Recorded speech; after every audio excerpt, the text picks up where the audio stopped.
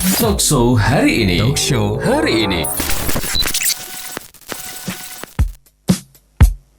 982 S Radio Hits musik terbaik. Oke, di sini udah ada Mas Rizky. Halo Mas Rizky.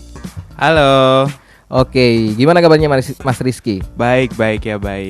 Jadi Mas Rizky ini sendiri emang co-ownernya dari Batik Dewi Rengganis ya? Benar. Jadi kalau misalkan boleh tuh diceritain gimana dong awalnya kok berjualan atau mungkin berbisnis dari Batik Dewi Rengganis ini? Oke. Awalnya nih Mas ya, Mas Iya. Iqbal ya. Jadi awalnya emang ini dari ibu saya kan. Nah ibu saya itu emang dari dulu tertarik ke seni-seni gitu lah ya. Oh, tertarik ke seni-seni gitu ya? Orangnya emang nyeni banget gitu. Jadi emang awalnya ibu saya ini mainnya di manik, terus bordir, jahit. Oh. Sebelum Batik Dewi Rengganis ini berdiri juga keluarga saya tuh apa ya? Emang pengrajin baju gitu. Oh, jadi emang dari dasarnya udah menjadi pengusaha pengrajin baju gitu ya? Benar. Dan itu contohnya kayak gimana tuh Mas, pengusaha pengrajin baju tuh? Pengusaha pengrajin baju tuh kayak ya udah kita bikin kalau ada apa ya orderan baju gitu, kita yang jahit orderan jaket atau celana gitu, kita bisa tekstil, sablon gitu. Oh, jadi emang udah ada pabriknya gitu ya sebelumnya? Ya home industry lah ya. Oke, Karena terus emang itu semua di rumah, jadi di rumah tuh banyak mesin jahit gitu. oh jadinya emang dari awal udah ada home industry yang menyediakan kayak misalkan fasilitas-fasilitas untuk pembuatan batiknya sendiri. Benar. Gitu. Dan untuk awal dari apa ya namanya? Kok bisa kepikiran gitu gimana? Itu karena ada pelatihan batik di Probolinggo, itu ada pelatihan batik. Jadi ibu saya ikut, tertarik di situ, dan akhirnya beliau tuh nyoba bikin. Oh, nyoba bikin gitu ya. Awalnya tuh pengrajinnya ya ibu saya sendiri sama beberapa tim lah, antara 4 sampai 5 tim, saya lupa dulu buat awalnya banget itu. Jadi nyoba-nyoba akhirnya masuk lah tuh, akhirnya terkenal ya. Alhamdulillahnya gitu. Alhamdulillahnya terkenal ya. Iya. Terus habis itu pastinya kalau misalkan terkenal itu kan ada apa ya, strategi marketingnya dan lain-lain gitu lah. Nah itu apa yang ditonjolin dari strategi marketing waktu itu pas awal-awal mulai bisnis batik? Nah, selain batik kita tuh batik tulis ya, yang artinya itu emang handmade. Jadi setiap goresan tuh beda gitu ya. Waduh, dicurahkan dengan sepenuh hati ya. Benar, dan emang itu pada awalnya emang batik tulis dan kita menonjolkan di sisi maknanya. Oh, itu biasanya ada kan batik ada simbolnya, ada coraknya gitu kan? Iya benar, ada batik sarimbit, batik yang emang buat orang berdua gitu ya, buat couple gitu. Jadi emang di setiap goresan batik tulis Dewi Rengganis ini punya makna. Contohnya nih satu apa? Contohnya itu ada tuh motif batik yang namanya Wijaya Kusuma. Wijaya Kusuma. Jadi itu menceritakan tentang ini ya, apa bunga Wijaya Kusuma yang melambangkan kemakmuran dan juga keanggunan gitu. Iya, kalau nggak salah ini bunga Wijaya Kusuma nih yang mekar di malam hari itu nggak sih? Benar. Jadi itu emang melambangkan kemakmuran dan kejayaan gitu ya. Ada lagi nggak yang lain yang mungkin melambangkan kekuatan gitu atau apa mungkin? Ada di Patih Gajah Mada ya. Itu Patih Gajah Mada. Melambangkan kejayaan Gajah Mada waktu itu untuk menaklukkan Nusantara gitu. Oh, jadi kepengen beli nih aku. Jadi emang di motifnya tuh ada gajah megang gading, terus di badan gajahnya tuh ada peta Indonesia, peta Nusantara yang melambangkan Patih Gajah Mada ini udah menaklukkan Nusantara gitu. Jadi kalau misalkan ngomongin gitu ya tentang batik nih sebenarnya banyak banget ya keunikannya. Dan nanti mungkin kita bakal tanya nih gimana sih keunikannya bisnis batik. Nah sekarang aku kepengen lebih ke teknik pemasarannya gitu ya. Apakah menggunakan sosial media aja atau mungkin dari mulut ke mulut atau bagaimana tuh Mas Rizky? Oke, aku jawab ya.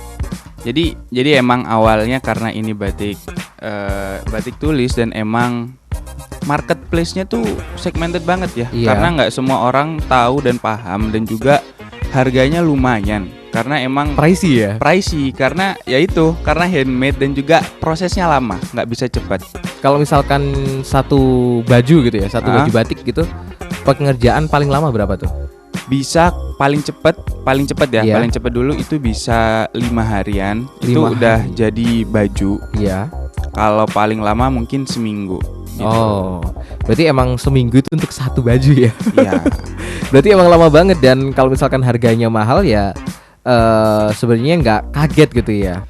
Dan kalau misalkan segmented gitu, gimana dong strategi marketingnya? Nah, strategi marketingnya adalah biasanya ibu saya tuh menawarkan proposal ke perusahaan atau ke pemerintah. Jadi Oke. untuk seragam mereka. Ha-ha. Dan kebetulan di daerah Probolinggo itu bupatinya sendiri tuh mendukung UKM batik.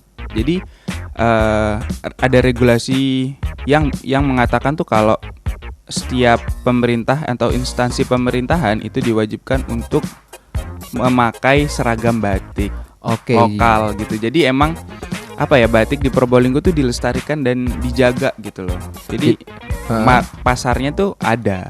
Jadi emang disupport ya dari pemerintah sendiri kalau misalkan harus pakai batik nih gitu. Benar. Kan. Kita lestarikan batik bersama-sama. Jadi emang berarti ada pembelinya tuh dari kayak misalkan pemerintah itu ada ya? Ada. Dan dari situ kita tuh mulai berangkat ke yang lain gitu loh. Iya. Jadi kita mulai lihat ikut event-event batik gitu-gitu. Jadi mulai terkenalnya dari situ, promosinya dari situ awalnya.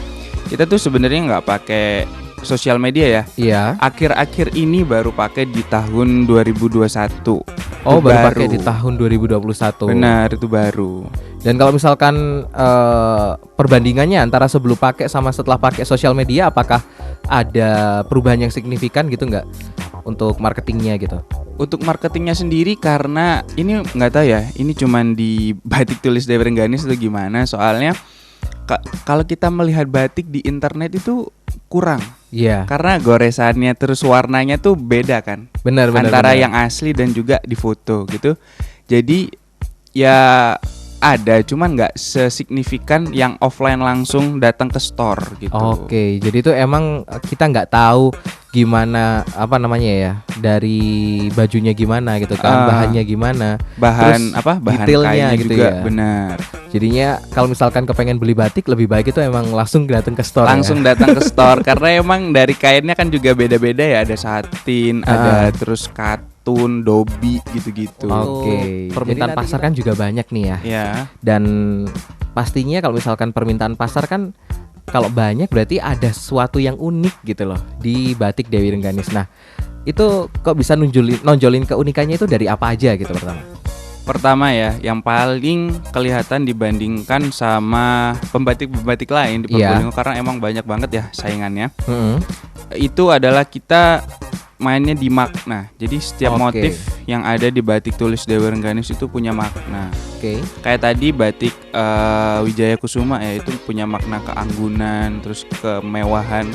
Karena emang di zaman dulu bunga Wijaya Kusuma tuh cuma buat bangsawan gitu kan. Oh, bunga itu ya bunga hiasnya bangsawan gitu ya. Iya, benar. Dan aku sempat baca nih kalau misalkan batik Wijaya Kusuma itu terlelang 50 juta nggak sih? Benar, jadi itu di sebuah event fashion show ya, fashion show batik, Kemilau Batik itu. Jadi batik ini batik Kezia Warau itu nama apa sih namanya? Nama modelnya. Nama model Indonesia namanya Kezia Warau itu make baju Wijaya Kusuma buat catwalk gitu. Dan itu sempat dilelang sampai 50 juta emang. Sampai 50 juta. Berarti emang ada yang ngebit terus gitu akhirnya sampai 50 juta itu ya. Yang ngebit pun ibuku. Jadi ibuku beli batiknya sendiri soalnya itu kan diminta sama staff eventnya lah, dimintain 2 batik terbaik. Jadi udah dikasih di store sama ibuku. Habis itu nggak tahu tuh kalau yang make itu model Indonesia. Kezia Warau gitu kan. Jadi kaget ibuku tuh. Nggak nyangka juga kan. Terus akhirnya ngadain lelang. Dan musuh ibuku tuh Subhan, itu dia kalau nggak salah kepala desa atau apa gitu ya. Jadi ya ibuku main di situ. akhirnya sampai angka 50 juta dan akhirnya Bupati Probolinggo itu mengapresiasi batiknya dan dikasihlah ke ibuku balik gitu. Oke, jadi itu sebenarnya batik sendiri terus dilelang gitu ya? Soalnya itu udah didesain ulang kan, udah jadi gaun gitu. Jadi ya ibuku mau nggak mau beli batiknya sendiri gitu. Ya soalnya emang batiknya udah jadi apa ya namanya ya, udah jadi icon gitu ya. Udah pernah dipakai juga sama itu juga bisa jadi penarik marketingnya juga. Nah benar. Kalau misalkan sampai di tangan orang kan juga kita sayang nih ya. Iya, gitu. Benar. Jadi buku gimana caranya itu balik lagi gitu loh. Keren sih kalau misalkan emang bisa sampai 50 juta loh ya. Dan kalau misalkan dipikir-pikir gitu ya, apa cuman itu doang apa gimana ya? Apakah ada event-event lain gitu yang bakal melelang lagi gitu batik-batik kayak gitu? Itu untuk lelangnya sendiri udah lama banget ya, Bal. Itu udah sekitar 2018-2019 aku lupa. Oke. Apa 2016 gitu ya. Jadi sampai sekarang pun ya ibuku cuman ikut event fashion show aja. Jadi belum sampai ke lelang lagi ya? Belum sampai ke lelang lagi. Dan kalau misalnya boleh tahu dong keunikan lainnya dari batik Dewi Rengganis ini apa? Keunikan lainnya kita juga punya batik tenun. Oh, batik tenun. Terus? Jadi ibuku sempat 5 tahun jalan di batik ini. Di sekitar tahun 2017 itu ibuku nyoba ngambil workshop tenun. Nah, beliau tuh ingin mengkombinasikan antara batik dan tenun. Jadi sampai di rumah tuh ada mesin tenunnya sendiri yang ya emang didatengin langsung dan juga biar bikin gimana caranya batik sama tenun ini bisa jadi satu gitu di satu kain. Jadi mahal dong. Jadi tambah mahal. Jadi makin mahal ya. Jadi makin mahal. Udah ditenun di batik pula. Benar. Gitu ya? Tenunnya pun ya kita sendiri karena kita udah ikut workshop kan. Jadi ibuku emang ngikutin beberapa karyawannya tuh masuk ke workshop itu untuk balik lagi biar kita bisa ngeproduce batik tenun. Oke, jadi emang kalau misalkan dipikir-pikir gitu ya, tenun aja udah mahal gitu, kain tenun, apalagi kalau misalkan ditambah sama batik tulis gitu. Waduh, makin mahal sih itu jelas. Dan kalau misalkan boleh tahu harganya, kalau misalkan di batik Dewi Rengganis nih, batik tulisnya kisaran berapa sih harganya? Mulai dari 200.000 ya bisa sampai jutaan sih. Jutaan gitu. Tergantung motif, bahan dan juga warna. Oke, jadi bahan terbaik tuh di sana apa tuh? Bahan terbaiknya yang pasti sutra. Sutra ya. Sutra. Dan motif terbagus di sana menurut Mas Rizky apa? Motif yang jadi best seller gitu. Bagus itu banyak ya, bagus semua. Bagus semua ya. Bagus semua. Enggak kan semua. Pasti ada yang jadi best seller gitu, yang jadi unggulan dari batik Dewi Rengganis. Yang jadi unggulan sendiri itu motif manggur sih ya, kalau dilihat dari penjualannya. Tapi kalau menurut saya sendiri pribadi itu motif Gajah Mada tadi. Oke, jadi emang soalnya menonjolkan dari sisi-sisi ceritanya gitu ya. Benar. Ceritanya dari batik ini kok bisa digambar kayak gini tuh kenapa sih gitu kan? Soalnya menceritakan tentang Gajah Mada gitu ya. Benar. Dan kalau misalkan ada nggak kalau misalkan menurut Mas Rizky nih keunikan bisnis batik gitu. Jadi kan udah lama nih ya bisnis batiknya. Keunikan yang paling mendasar dan paling gede itu apa sih? Keunikan yang paling mendasar dan gede karena kita batiknya itu tulis. Jadi menurutku keunikannya di situ sih. Keunikannya berarti emang handmade itu tadi ya? Handmade itu tadi karena emang gini loh, banyak orang-orang yang nggak paham mana batik tulis dan mana batik printing. Dimana itu dua hal yang beda gitu beda ya? Gitu ya. Jadi orang mikir batik ya batik biasa, batik kain yang dibeli di pasar gitu kan, yang cuman mungkin semeternya 100.000 dapat banyak udah ya. Iya. Gitu. Jadi orang-orang tuh kadang kaget, Bal. Jadi datang ke store kita kaget, ini kok mahal banget.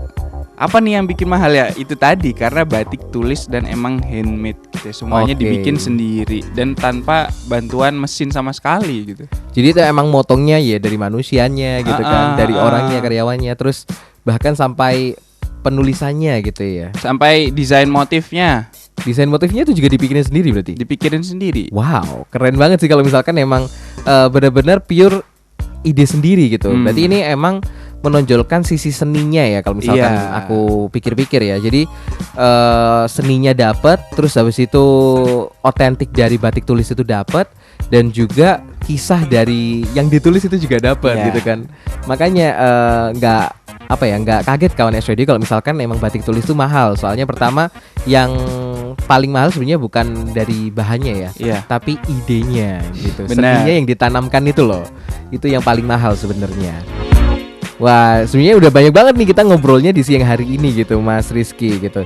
Dan aku thank you banget nih buat Mas Rizky udah mau diundang ke S Radio ya. Siap. Mungkin nanti kita bakal ngobrol lagi gitu tentang bisnis batik, tapi mungkin dengan tema yang berbeda gitu ya. Dan buat kawan S Radio kalau misalkan kepengen gitu ya ikutan talk show gitu, boleh langsung aja WhatsApp di 0896 20 982 982. Jadi kalau misalkan punya UMKM atau bisnis dan kepengen sharing gitu tentang bisnis, boleh langsung aja WhatsApp di nomor tadi. Talk show hari ini.